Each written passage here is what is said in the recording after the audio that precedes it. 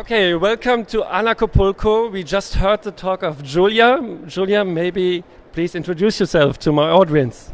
Hi, my name is Julia Tourianski, and I run the website and YouTube channel called Brave the World. So you can check me out on bravetheworld.com.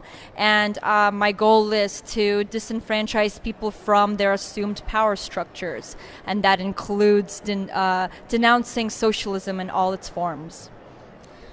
In your talk, you talked a lot about cultural Marxism. So can you please tell my audience what's cultural Marxism and where do we see the influences of it? In a nutshell, cultural Marxism means that people value the collective group above the individual. And this extends to democratic values, which means mob rule. So, for example, if you have 10 people and 9 of those people believe that an innocent person should die because they happen to not like them, then it happens because the majority believes this. So that is a form of collectivism through democracy and democratic votes. So what topic interests me is how cultural Marxism, what's the impact on the family and on the relationship between people. Can you talk a little bit about this as well? Definitely. I think that the biggest impact is this notion of equality, and that's a big term. So we can have equality through opportunity, that's okay. But when that is enforced with violence, or when equality means that everyone is the same, first of all, not everyone is the same. And the only way to make people the same is to force them to be the same. And when you tell families that there's no gender, there's no difference between little boys and little girls, women and men should have the same roles in the household, it destroys something that we know to be true for generations and generations and generations, and that is the family unit. And you can see this even with same-sex couples. They usually have to take on two different roles to complement each other. So even taking that example, it doesn't make sense to say men and women are the same, because even if you have 2 men raising a child, they take different roles. So getting back to the family unit, it's important to acknowledge that people are different, and their sex and their race and their class, it contributes to this. And being different doesn't mean one person is bad and one person is good. It just means there are differences, and it's better to accept them and to work on them and to raise your children using those strengths, and then using the strengths of your husband or your partner. What Marxism does is tell us that everything is a social construct, and that the hierarchy or the power structure makes people think they're different, that there's no truth in it, and it's just biologically false. You also talked about the influence of cultural Marxism in academia. Can you please tell us something about this?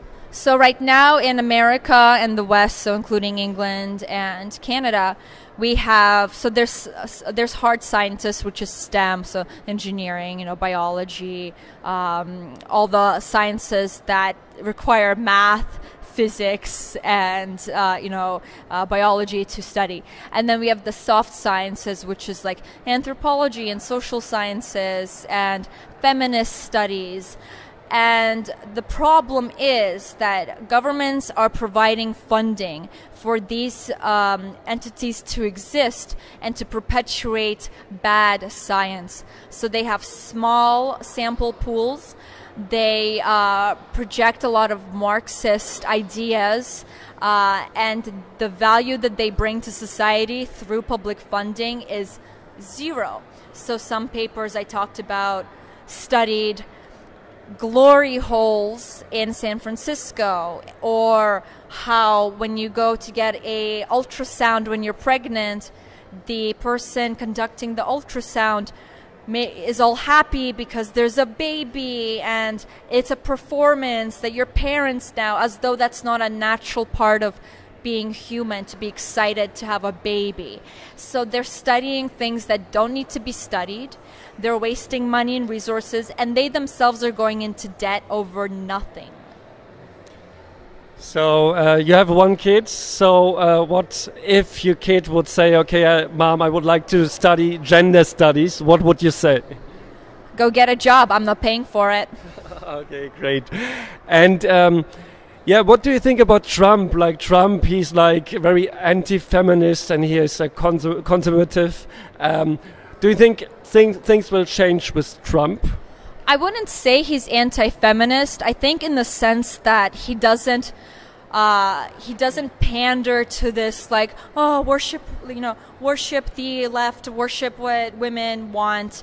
I think he's actually a real feminist from, the original first wave feminists who wanted job equality. He has given job equality to female workers. Some of his companies employ the most women. His daughter is an incredibly successful businesswoman.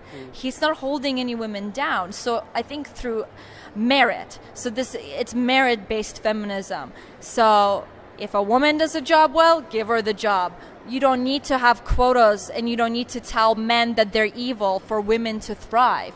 There's no conflict. It's created by the left. So I wouldn't say that he's an anti-feminist. Definitely in the new definition of feminism, but not in the original appropriate definition of feminism. What do I think about Trump? I'm an anarchist. I don't believe in at least the government that exists today. But I think Trump is that chaos that we need to help destroy the incredible power that we are ruled by in America today. And he is doing that. And I think it's very interesting to watch. And I like some of his policies. I don't like other policies. At the end of the day, I think it's going to lead to a quicker realization from people that maybe the government is not a good thing. And that is a good thing. What you said in your talk was like when Trump will fail, people will tell, okay, that's the wrong direction. We have to become all leftists again. So that's the fear. So I actually wanted Hillary to win because I wanted things to get really bad. Like things are getting bad, and I wanted them to get bad under Hillary, so people could be like, oh, well, I guess Hillary couldn't solve it. The first woman president. Wow, she's not a superhero. She's not magical. Unfortunately, if the collapse or things get worse under Trump, people will just blame Trump. So that's a negative thing. I don't know what to do about that. Okay. So another question, like here at the conference, we see very few women. So why do you think there are so few anarchist women? First of all, women are, biologically programmed to give a shit about what people think about them. So a lot of women have trouble associating with things that aren't popular, such as anarchism or anti-statism or Trump. Although 50% of women voted for him, So, but I think there's a funny joke on Joe Rogan, the Women's March. Yeah. So he was like, I think that half of the women that went to the Women's March actually voted for Trump. But when their girlfriend Stacey was like, Lauren, would you like to come to the Women's March? They were like, yeah, of course. I hate Trump too. But they were like lying. They actually voted for Trump. They're just trying to keep the peace. That's what women do. Women have children. They have to keep the family together. They keep the children together. They keep the peace. Women literally, their brain chemistry fires off a seizure-like response when they think that someone is upset with them or when they think a relationship is in jeopardy. Men, biologically, through their brain chemistry, don't care that much about what people think about them. Not as much as women. That's why it takes a long time for women to warm up to different ideas. So, and what do you think, what's your way to freedom, to anarchy? So how do you see freedom will come through? Opt out. Don't support the system. Don't vote. Try to don't hold a lot of American dollars or euros or whatever your fiat is. Get Bitcoin, get gold, get silver. Try to build a community of people you trust and love that you can go to instead of going to the government or going to the police. create a way for you to live outside of the system already. Because if you're gonna preach values and hold an opinion, you have to live that opinion, or else you're not worth your word. And like I said in my talk, I think being an anarchist means acknowledging that from every state, it leads to chaos, and from all chaos, a state arises.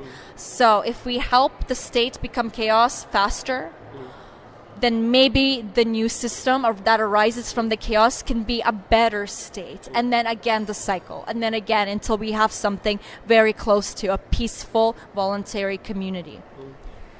Another question is like, do you preach freedom in your surrounding? Like, do you challenge your friends, your family, like the people around you? Like, do you try to convert them, or do you just say, okay, I live my life and try to be a good example?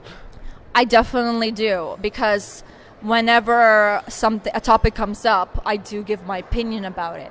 I don't, shake them, but I'm very candid, and my approach tends to be very relaxed and just matter of fact. Well, this is like this, and I believe this because of this, and I disagree with you, and this is the historical reason why I disagree with you, or the economic reason. And that approach, I find, it pays off. I've had friends 2 years later come around and become more libertarian, less statist, say, oh yeah, actually Obama did do some bad stuff. It really pays off. If your friends actually like you for who you are, they will think about what you've said.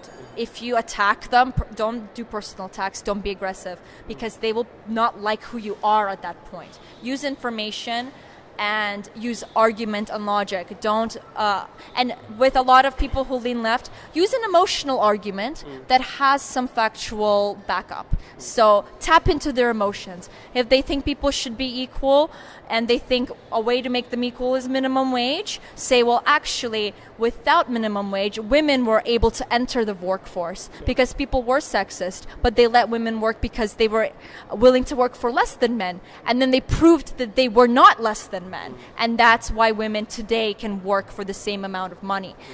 Minimum wage, when it came in, actually stifled women in the workforce, because if you can have a man or a woman for the same amount, they'll take the man. So you got to think about it in an economic way at the end of the day. Okay, Julia, thank you very much for the interview. Can you please tell my audience again where they can find you? BraveTheWorld.com, so think Brave New World, but we got to brave the world instead. And that's my YouTube channel name as well. And follow me on Twitter at BraveTheWorld. Thank you. Okay, goodbye. See you next time. Pleasure. Thank you so much.